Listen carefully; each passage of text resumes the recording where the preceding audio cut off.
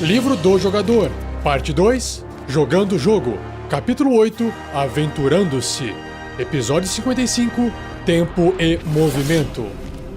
Regras do D&D 5e. Uma produção RPG Next. Seja bem-vindo, seja bem-vinda a mais um Regras do D&D 5e. Eu sou Rafael47 e nesse episódio irei apresentar a você o que o livro do jogador do RPG Dungeons & Dragons, 5ª edição, diz sobre as regras de tempo e movimento.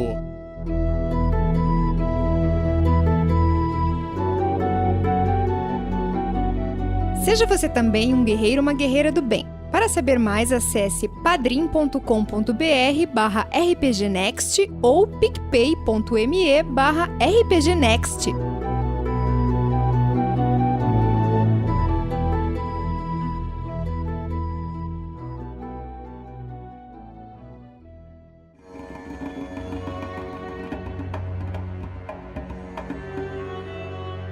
Continuando a leitura do livro do jogador, o Player's Handbook, da 5ª edição do D&D, para você que prefere ouvir enquanto você faz as suas outras coisas, academia, trânsito, faxina na casa, basta ouvir esse episódio e dando pausa quando você achar conveniente, para você poder montar, entender as regras do jogo, criar a sua aventura ou o seu personagem. E para aqueles que estão acompanhando dentro do livro, basta você abrir na página 181 que você vai encontrar o início do novo capítulo do livro, que é o capítulo 8, chamado Adventuring, ou Aventurando-se.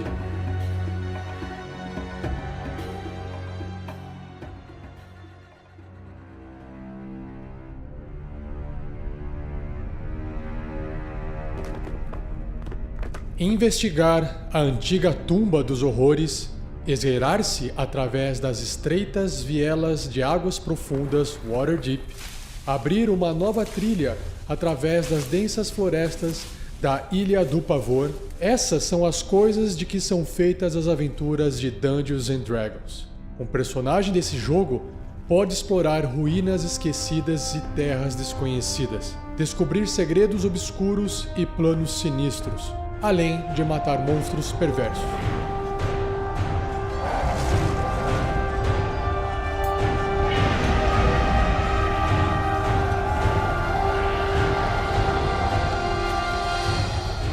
E se tudo correr bem, o personagem vai sobreviver para reivindicar suas recompensas antes de embarcar em uma nova aventura. Olha só que legal, se essa frase introdutória não convencer o seu amigo ou sua amiga de jogar uma partida de RPG com você, eu já não sei mais o que fazer.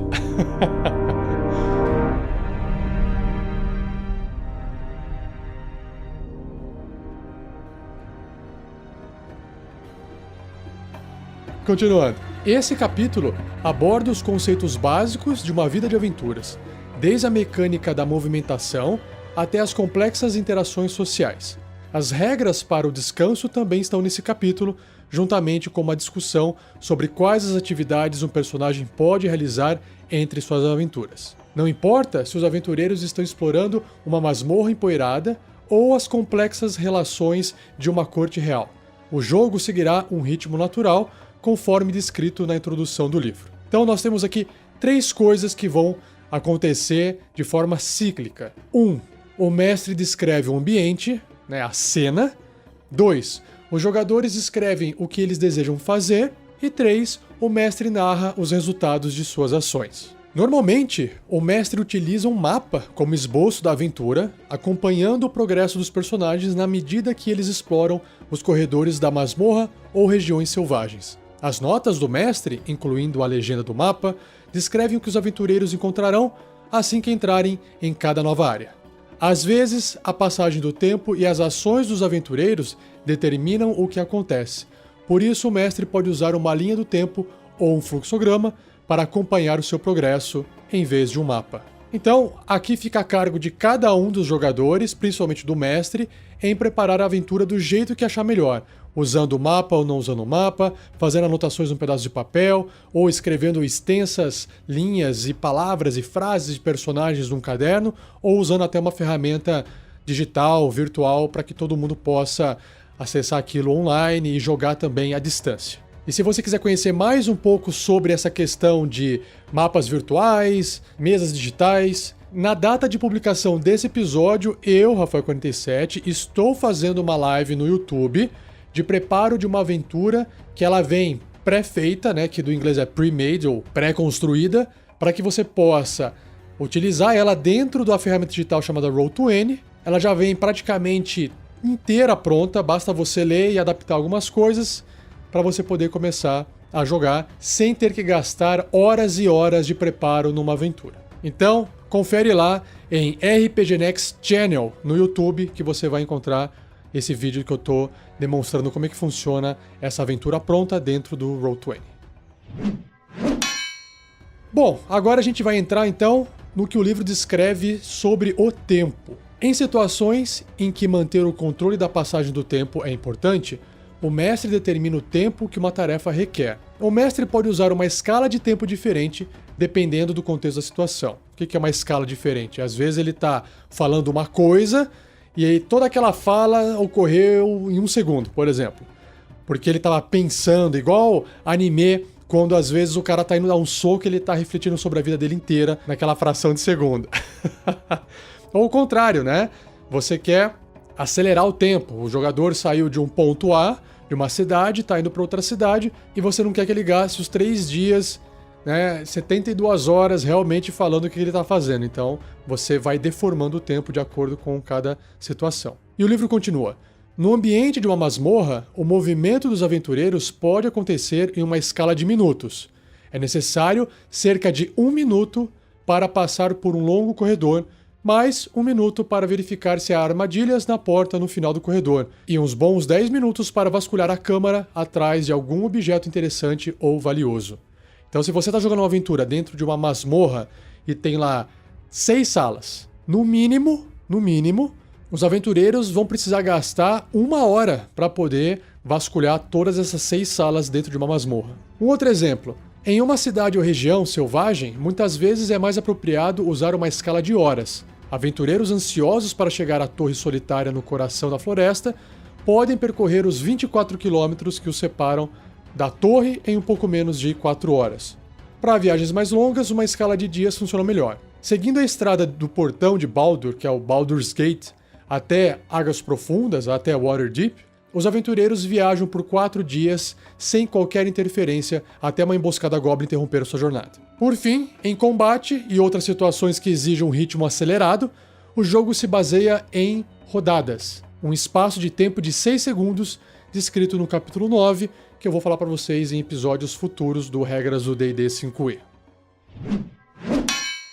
Agora entrando na parte de movimento. Nadar através das corredeiras de um rio, esgueirar-se pelo corredor de uma masmorra, escalar uma encosta de montanha traiçoeira, todos os tipos de movimento desempenham um papel fundamental nas aventuras de D&D. O mestre pode resumir o movimento dos aventureiros sem calcular distâncias exatas ou tempos de viagem. Por exemplo, vocês viajam através da floresta e encontram a entrada da masmorra no final da noite do 3º dia. Mesmo em uma masmorra, particularmente em uma masmorra grande ou em uma rede de cavernas, o mestre pode resumir o movimento entre os encontros. Depois de matar o guardião na entrada da antiga fortaleza dos anões e consultarem seu mapa, vocês percorrem quilômetros de corredores até chegarem em uma ponte estreita semelhante a um arco de pedra sobre um abismo. No entanto, algumas vezes é importante saber quanto tempo leva para ir de um ponto a outro, não importando se a resposta seja em dias, horas ou minutos. As regras para determinar o tempo de uma viagem dependem de 2 fatores: o deslocamento e o ritmo de viagem das criaturas em movimento e o terreno em que elas estão se movendo.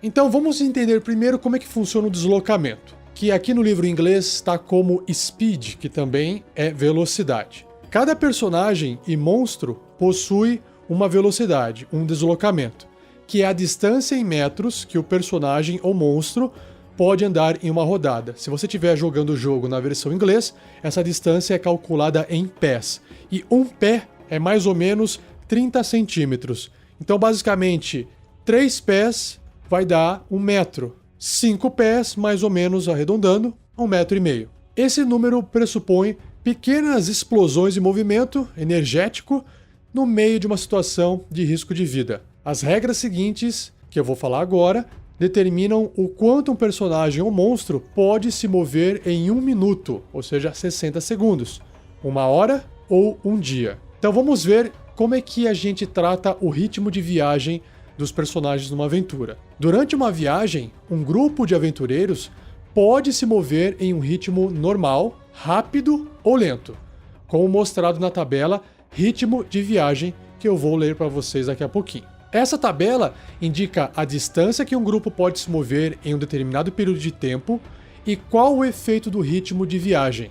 Um ritmo rápido deixa os personagens com menos percepção, enquanto um ritmo lento torna possível se esconder e procurar uma área com mais cuidado. Então vamos lá para a tabela. Eu vou fazer aqui um comparativo entre metros, pés, quilômetros e milhas, ok? Então, se os personagens estão viajando num ritmo rápido, em 1 minuto, que são 60 segundos, eles vão percorrer em média 120 metros ou 400 pés. Se eles manterem esse ritmo por 1 hora, eles vão percorrer 6 quilômetros ou 4 milhas. E dentro de um dia, eles vão percorrer 45 quilômetros ou 30 milhas.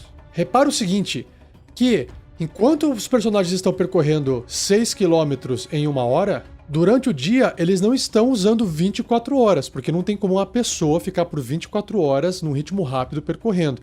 O jogo ele está considerando que os personagens estão gastando 8 horas por dia dentro desse ritmo de viagem. Por isso que são 45 quilômetros ao invés de 144 quilômetros, que seria a multiplicação de 6 quilômetros por hora por 24 horas, que é a quantidade de horas que o dia tem. Agora, existe um efeito quando os personagens estão se deslocando nesse ritmo rápido, que é uma penalidade de -5 no valor de sabedoria, percepção, passivo. Então, vamos supor, seu personagem tem 14 de percepção passiva. Num ritmo rápido, por causa dos passos rápidos no chão, porque o chão vai fazer barulho, porque as coisas vão passar de forma mais rápida por ele e ele não está prestando tanta atenção assim, ele passa de 14 a ter uma percepção passiva de 9. Isso significa que criaturas escondidas ou até armadilhas no caminho vão ter uma chance maior de passarem desapercebidas. Já num ritmo normal, que não vai ter nenhuma penalidade e nenhum bônus no efeito, os personagens conseguem se deslocar em 1 minuto 90 metros ou 300 pés. Então, uma queda de 25% em relação ao ritmo rápido. E durante 1 hora, 4,5 km ou 3 milhas. E durante um dia, 36 km ou 24 milhas. E o ritmo lento vai ter uma redução de 1/3 em cima do ritmo normal. Então, em 1 minuto, os aventureiros vão conseguir se deslocar 60 metros ou 200 pés. Em 1 hora, 3 km ou 2 milhas, que é um valor arredondado, e no dia, 27 km ou 18 milhas. E o efeito, nesse caso, é positivo, porque todos eles que estiverem se deslocando nesse ritmo podem usar a furtividade, podem ser furtivos. Ou seja, eles podem andar fazendo testes de furtividade, e aí aquele resultado do teste vai ser um valor que qualquer criatura que esteja nas redondezas terá que ter uma percepção passiva igual ou maior do que o valor de furtividade da galera viajando nesse ritmo lento. E aí o que acontece? Você está trocando o tempo de chegar num local pela segurança. Quanto mais demorado é de você chegar naquele local, mais seguro vai ser a viagem. Existe aqui uma outra regrinha falando sobre a marcha forçada, ainda dentro do ritmo de viagem. A tabela que eu acabei de falar para vocês assume que os personagens estão viajando 8 horas por dia, só que eles podem ir além desse limite, mas eles vão correr o risco de exaustão, que é uma regra extra. Para cada hora adicional de viagem, além dessas 8 horas diárias, os personagens cobrem a distância indicada na coluna hora, do ritmo que ele está andando, E cada personagem deve realizar um teste de resistência de constituição no final da hora. Ou seja, ele está levando o esforço físico além da capacidade física que o corpo dele permite. Então ele tem que fazer um teste para ver se ele aguenta. A CD, a dificuldade, é 10 mais 1 para cada hora acima das 8 horas. Em um fracasso no teste de resistência, um personagem sofre um nível de exaustão, e esses níveis de exaustão serão explicados em episódios futuros, mas deixa eu fazer uma palhinha aqui dele. Basicamente, você tem 6 níveis de exaustão. Quando você adquire um nível, você vai ficando mais fraco, tem desvantagem em alguns testes. Conforme você vai acumulando mais níveis, você vai tendo desvantagem em outras rolagens do jogo, até você não conseguir mais andar e até você chegar no último nível que leva à morte do personagem. E aí tem toda uma regrinha de como é que o seu personagem recupera a exaustão, que não convém a gente falar agora, que não cabe dentro desse episódio. Se os personagens não estão afim de ficar correndo por aí, igual lá no Senhor dos Anéis, existem as montarias e veículos. E o que o livro explica aqui? Para curtos espaços de tempo, até 1 hora, muitos animais se movem muito mais rápido do que os humanoides. Um personagem montado pode andar a galope por aproximadamente 1 hora, cobrindo o dobro da distância normal para um ritmo rápido. Então, um exemplo, se você estivesse andando no ritmo rápido, em 1 hora, 6 km. A cavalo, você vai fazer o dobro, 12 km. Olha a diferença, em 1 hora. Se uma montaria descansada estiver disponível a cada 12 ou 16 km, os personagens podem cobrir distâncias maiores nesse ritmo, mas é muito raro, exceto em áreas densamente povoadas. Ou seja, ele saiu de uma cidade, percorreu 12 ou 16 quilômetros, mais ou menos, chegou em outra cidade, trocou de cavalo e continuou a sua jornada em alta velocidade. Personagens em carroças, carruagens ou outros veículos terrestres usam um ritmo normal. Claro, porque não tem como viajar num ritmo muito mais rápido tracionando uma carroça, né? Personagens em veículos aquáticos são limitados à velocidade do veículo, que eu já citei no capítulo 5. E eles não sofrem penalidades de um ritmo rápido ou obtêm benefícios de um ritmo lento. Por quê? Porque é um barco. Dependendo do tamanho do veículo aquático e de sua tripulação, é possível viajar até 24 horas por dia, ou seja, não para. Por quê? Porque o vento está soprando e a embarcação está deslocando sem ninguém precisar ficar lá fazendo grandes esforços. E para fechar essa parte do ritmo de viagem, algumas montarias especiais, como um Pégaso, ó que legal, ou um Grifo, Harry Potter, ou veículos especiais, como um tapete voador, permitem viajar mais rapidamente. O livro, o Guia do Mestre, que é o Dungeon Master Guide, contém mais informações sobre os métodos especiais de viagem e eu pretendo fazer episódios no futuro, quando a gente acabar de ler o livro do jogador, também apresentando o Guia do Mestre para vocês. Bom, agora que a gente entendeu o ritmo da viagem, que tem a ver com o personagem, ou com a montaria, ou com o meio de transporte que ele está utilizando, a outra parte que vai impactar no deslocamento é o terreno. E nós temos uma descrição do que são terrenos difíceis. As velocidades de deslocamento dadas na tabela ritmo de viagem são medidas sobre um terreno simples, ou seja, estradas, planícies abertas ou corredores de masmorras limpos. Muitas vezes os aventureiros enfrentam florestas densas, pântanos profundos, ruínas cheias de entulho, montanhas íngremes e com o solo coberto de gelo. Tudo isso é considerado terreno difícil, que é uma nomenclatura dada para esse tipo de terreno. Um personagem se move metade do seu deslocamento em terrenos difíceis, ou seja, é uma matemática muito básica. Você simplesmente multiplica por 2 todo o movimento que o seu personagem tem que fazer. Então, para cada 1,5 metro, ou seja, 5 pés, percorrido em terreno difícil, são gastos o dobro, 3 metros, ou seja, 10 pés, do deslocamento do personagem, fazendo com que seja possível cobrir apenas metade da distância normal em 1 minuto, 1 hora ou 1 dia. Então você pega aquela tabela do ritmo de viagem, e se você falar que eles vão viajar em terreno difícil, pega essa tabela e divide ela inteira por 2.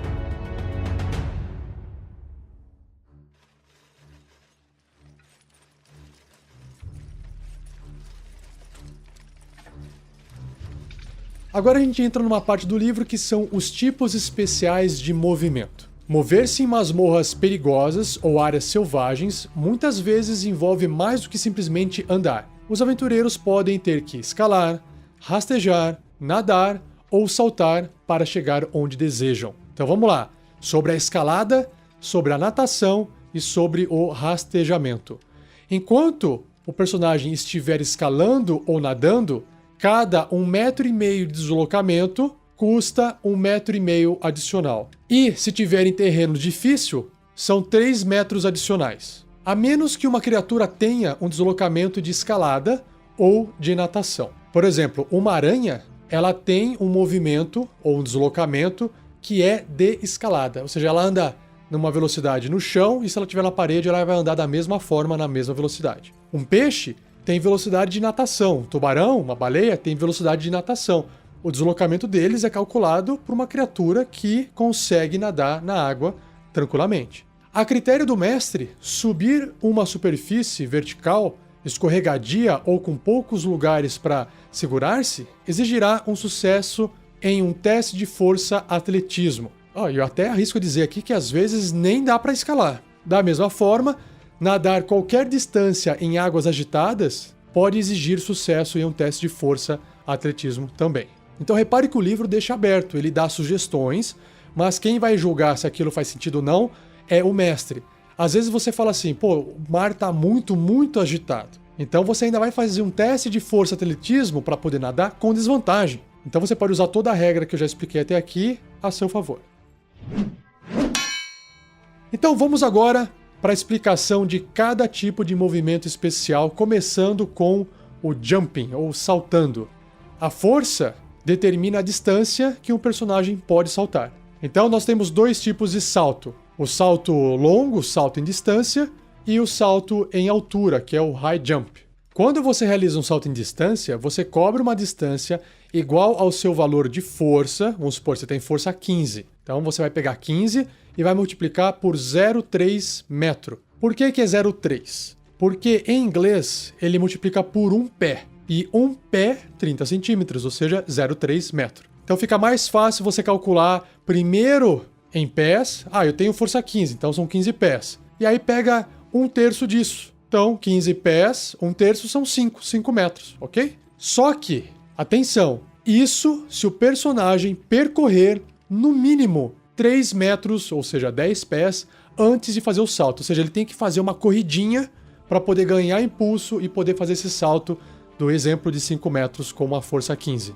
Agora, se o personagem realiza um salto em distância sem percorrer esses 3 metros, ou seja, sem percorrer esses 10 pés antes de fazer o salto, ele poderá saltar apenas metade da distância. Então, é uma matemática bem básica. Se você estiver parado na beira de um precipício, quiser fazer um salto para frente, parado, e você tem que passar para o outro lado, você vai conseguir saltar com uma força 15, no máximo 2,5 metros. De qualquer forma, cada metro saltado custa 1 metro de deslocamento. Por que o livro falou isso? Porque o seu personagem ainda está se deslocando mesmo que ele tenha saltado.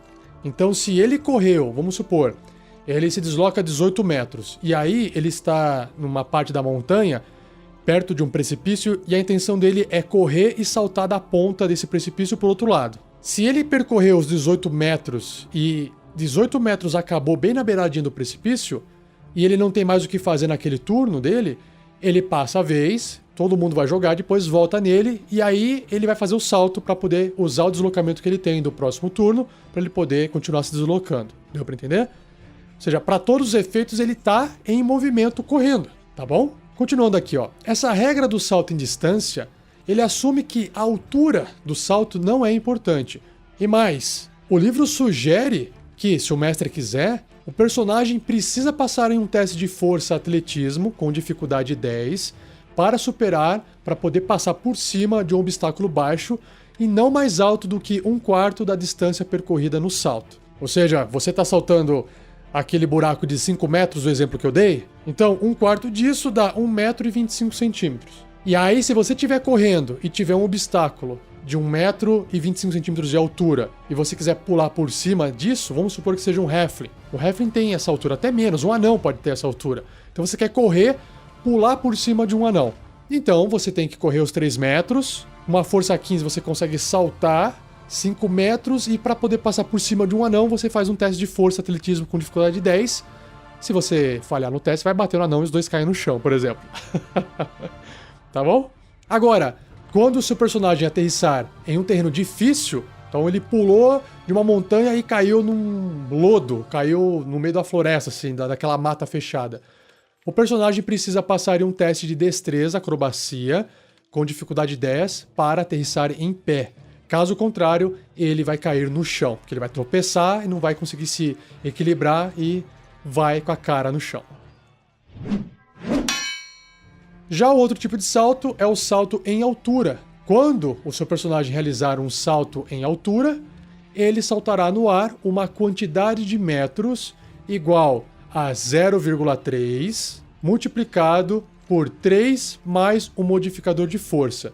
Se você estiver usando o jogo em pés, então você vai multiplicar por 1, beleza? Ao invés de 0,3. E também, claro, só se ele percorrer uma distância de no mínimo 3 metros antes de fazer esse salto para cima, ou seja, ele também tem que pegar um certo impulso. Bom, quando o seu personagem realiza esse salto em altura sem tomar distância, ou seja, de novo paradinho, só ali embaixo da cesta de basquete, tentando pular para poder alcançar, você pode saltar apenas metade da altura, que é a mesma regra do salto em distância. Ou seja, não está correndo, está paradinho, multiplica essa matemática por meio, ou reduz pela metade, o número que você vai poder saltar esse valor. De qualquer forma, cada metro do salto também custa 1 metro de deslocamento. E de novo, em algumas circunstâncias, o mestre pode pedir um teste de força atletismo para verificar se o personagem pode saltar mais alto do que o normal. Então essa matemática toda é para um personagem estar saltando sem precisar fazer teste nenhum.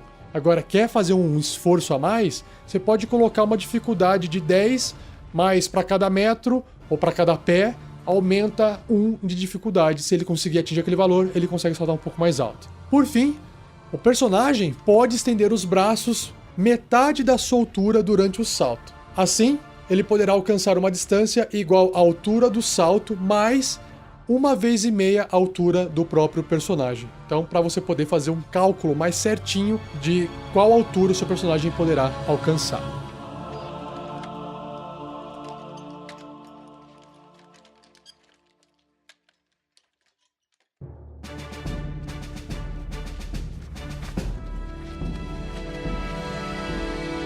Próximo tópico do livro são as atividades durante a viagem. O que o seu personagem pode fazer durante a viagem. Então, enquanto estiverem viajando em uma masmorra ou uma área selvagem, os aventureiros precisam manter-se alerta para o perigo e alguns deles podem executar outras tarefas para ajudar na viagem do grupo. Começando então com a Ordem de Marcha, ou Marching Order, famosa entre as partidas RPG. Então, os aventureiros devem estabelecer uma ordem de marcha. Uma ordem de marcha é um método fácil de determinar quais personagens são afetados por armadilhas, quais podem observar inimigos escondidos e quais estão mais próximos desses inimigos quando o combate se iniciar. Basicamente é falar quem que vai na frente para se ferrar com uma armadilha, quem que vai por último para poder ser pego por alguma criatura furtiva. Um personagem pode ocupar a linha de frente, uma ou mais linhas intermediárias, ou a linha da retaguarda. Personagens nas fileiras dianteiras e na retaguarda precisam de espaço suficiente para viajar lado a lado com outros de sua posição. Então não adianta os dois irem na frente de mão dada que não vai funcionar. Tem que ter uma certa distância entre os dois.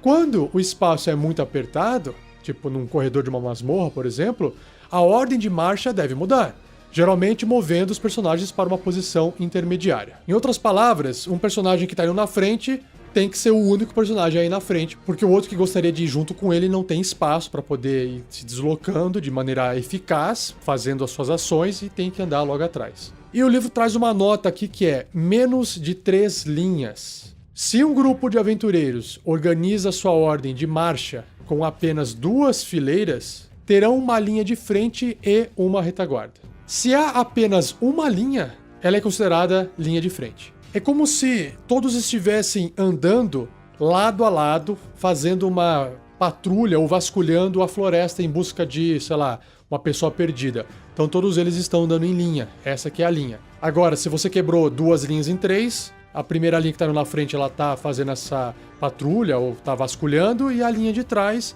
é considerada essa retaguarda. Então, só para deixar claro aqui, qual que é a importância disso? Porque às vezes, durante um encontro, a linha da frente, se de repente chegou ali num acampamento élfico no meio de uma floresta, eles nem perceberam que entraram, mas já tem elfos na floresta vendo eles avançarem. Então quem é que vai sofrer as primeiras consequências? Provavelmente é a linha de frente. Enquanto isso, a linha de trás pode estar atenta, tentando perceber se não tem nenhum tipo de ameaça vindo aí. Então, na verdade, assim, essa ordem de marcha, ela tá aqui explicada no livro para poder fazer você entender o que acontece quando os jogadores estão sendo furtivos ou não, quando é que eles percebem ou não ameaças durante uma viagem, como é que eles encontram criaturas, como é que eles surpreendem inimigos, entre outras atividades. Então vamos ver aqui o próximo tópico que vai ficar mais fácil, ó. Furtividade, stealth. Ao viajar em um ritmo lento, os personagens podem se mover furtivamente. Enquanto eles não estiverem em um local aberto, claro, né, porque em lugar aberto não tem como se esconder, eles podem tentar surpreender ou esgueirar-se de outras criaturas que encontrarem. E se você não ouviu as regras do capítulo 7 sobre como se esconder, ouça os episódios anteriores do Regras do D&D 5e. Como é que os personagens percebem ameaças? Claro, você vai usar o quê? O valor de sabedoria, percepção passiva dos personagens para determinar se alguém no grupo percebeu uma ameaça oculta ou não. O mestre pode decidir que uma ameaça pode ser notada apenas por personagens de uma determinada linha de marcha. Por exemplo, se os personagens estão explorando um labirinto de túneis, o mestre pode decidir que apenas os personagens da linha da retaguarda têm chance de ouvir ou detectar uma criatura furtiva seguindo o grupo, enquanto os personagens da linha de frente e intermediárias não podem fazer essa percepção, porque tem gente andando atrás deles e aquilo lá atrapalha eles ouvirem quem tá vindo lá no fundão, seguindo eles de forma escondida. Isso aqui são sugestões de regras, tá, pessoal? E eu confesso aqui que nas partidas que eu fiz ainda não utilizei esse tipo de regra porque ela é bem específica para essas situações. E enquanto estiverem viajando em marcha acelerada, os personagens sofrem menos 5 de penalidade no valor de sabedoria e percepção passiva para perceber essas ameaças escondidas, como foi explicado na tabelinha lá de ritmo de viagem. Agora, o que acontece então se os personagens com as suas percepções passivas perceberem essas criaturas espreitando? Então a gente entra aqui no tópico encontrando criaturas. Se o mestre determinar que os aventureiros encontrarão outras criaturas enquanto estão viajando, cabe a ambos os grupos decidir o que acontece em seguida. Qualquer grupo pode decidir atacar, iniciar uma conversa, fugir ou esperar para ver o que o outro grupo faz. Geralmente o que acontece é um combate, né? Ainda mais se as criaturas não tiverem formas humanoides. Agora, uma outra questão é surpreendendo os inimigos. Se os aventureiros encontrarem uma criatura ou grupo hostil, o mestre determina se os aventureiros ou seus inimigos podem ser surpreendidos quando o combate começar. E aí a gente vai ver o capítulo 9 em episódios futuros, com mais informações sobre a regra de surpresa, porque se eu for falar aqui, é muita informação para esse episódio.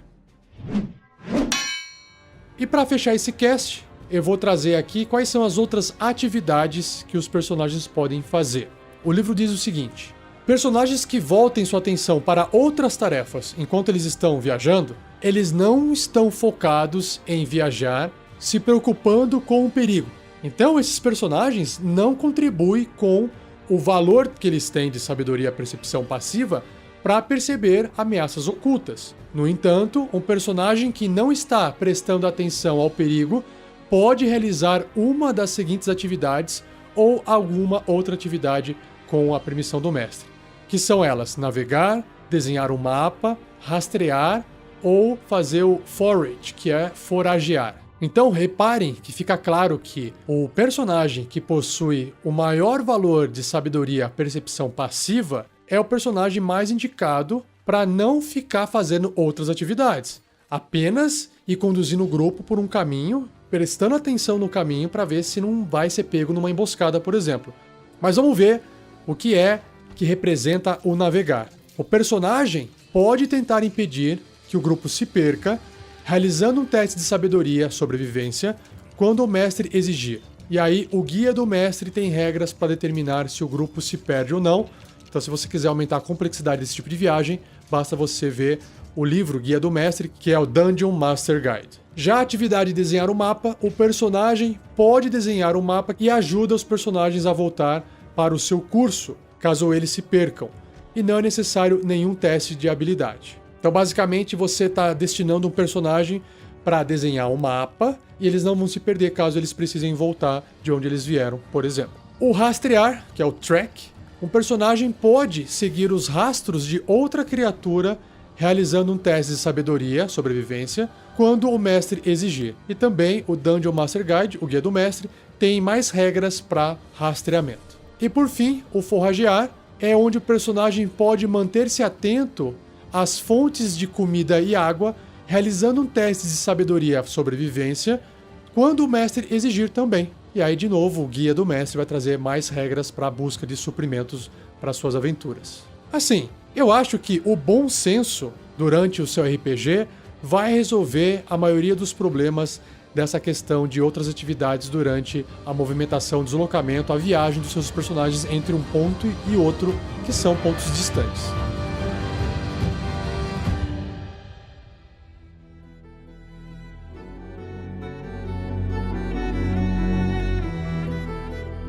E assim eu encerro mais um Regras do D&D 5e. Não se esqueça de compartilhar esse cast com seus amigos e amigas, com jogadores, mestres e mestras. E se você quiser continuar a discussão desse episódio, basta você deixar escrito lá no post no nosso site rpgnext.com.br ou onde você quer que tenha ouvido, seja YouTube ou outras redes sociais. E por fim, comente com seus amigos e amigas que não conhecem ou não ouvem o podcast para procurarem por RPG Next no Spotify. E se você também digitar lá RDDND5e, que é a abreviação de Regras do D&D 5e, você também vai encontrar um feed, né, um programa, uma lista separada só com os episódios do Regras do D&D 5e, tá bom? E não perca o próximo episódio, daqui uma semana, onde irei abordar o ambiente. Como é que os seus personagens irão se aventurar e como é que o ambiente ao redor deles vai impactar nessa aventura. Um abraço, obrigado e até o próximo episódio.